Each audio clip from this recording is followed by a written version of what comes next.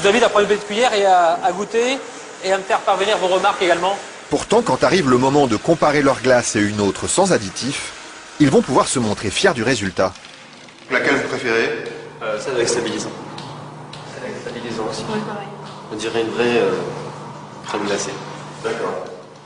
Pour eux, il n'y a pas photo. Et pour le consommateur non plus. Mais que trouve-t-on exactement dans ces additifs qui permettent de fabriquer des produits light? Et sommes-nous suffisamment informés sur leur composition?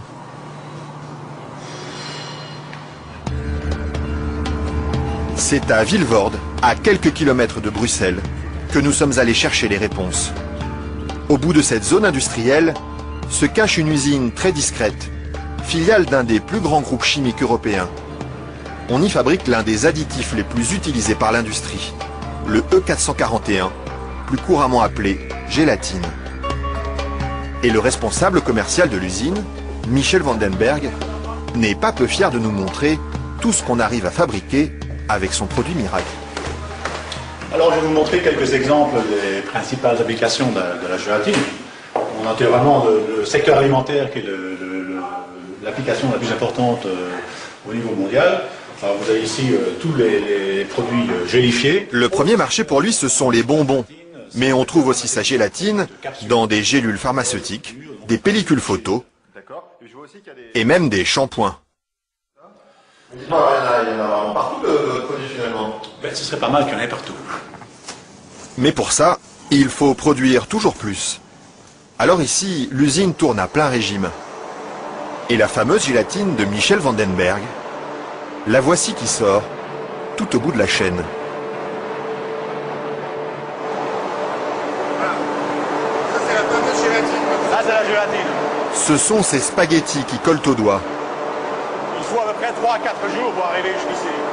De la préparation de la matière première jusqu'à le séchoir ici. 3 ou 4 jours de transformation dans les entrailles d'une usine où ces immenses cuves remplies d'acide et d'eau bouillante font régner une moiteur tropicale. Et au milieu de cette atmosphère étouffante, il y a un détail qui frappe le visiteur et qui pénètre jusque dans les locaux les plus protégés de l'usine. C'est pourquoi ça? Ah, c'est les odeurs. Vous en mangez les Dépend, ça dépend. Une odeur âcre d'acide et de graisse brûlée qui flotte sur tout le site jusqu'à l'extérieur de l'usine. Et la raison de cette odeur, la voici. C'est la matière première avec laquelle on fabrique la gélatine. Ça c'est la matière première. Nous traitons donc la couenne, la peau de porc. D'accord. De la peau de porc qui arrive par palettes entières dans son usine. Une matière première qui ne lui coûte presque rien et qu'il achète dans toute l'Europe. Ceci vient de Hongrie. Ça vient de Hongrie, d'accord. Voilà. Et tous les jours, près de 150 tonnes de couenne de porc attendent dans ce hangar d'être dévorées par un monstre d'acier au nom évocateur, Dinosaurus.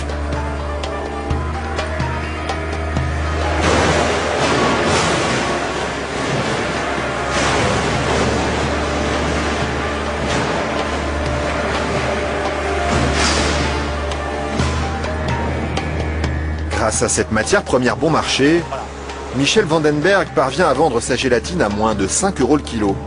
Un prix défiant toute concurrence qui lui ouvre sans cesse de nouveaux marchés. Et celui qui marche bien en ce moment, c'est justement le marché des produits light. Attendez, il faut pas filmer ça à 1 minute. Mais voilà, ceci, qui est un beurre allégé, 40%. Alors un fromage frais, 0% matière grasse. Et chez lui, on trouve même les plus grandes marques. Grasse. En marque Danone, taille fine. Une mousse liégeoise de chez Auchan. Voilà, une mousse de la laitière. Alors un produit Weight Watcher, donc avec moins de matière grasse, donc pour stabiliser le produit, pour maintenir l'onctuosité des produits, on utilise la gélatine. Un produit que les industriels n'hésitent pas à utiliser en grande quantité. Le seul problème, c'est qu'ils oublient parfois de l'écrire sur les étiquettes. In Produkten, die aussehen, als hätten sie gar nichts mit Tier zu tun, befindet sich zum Beispiel Gelatine. Sie wird meist aus Haut und Knochen von Schweinen und Rindern hergestellt.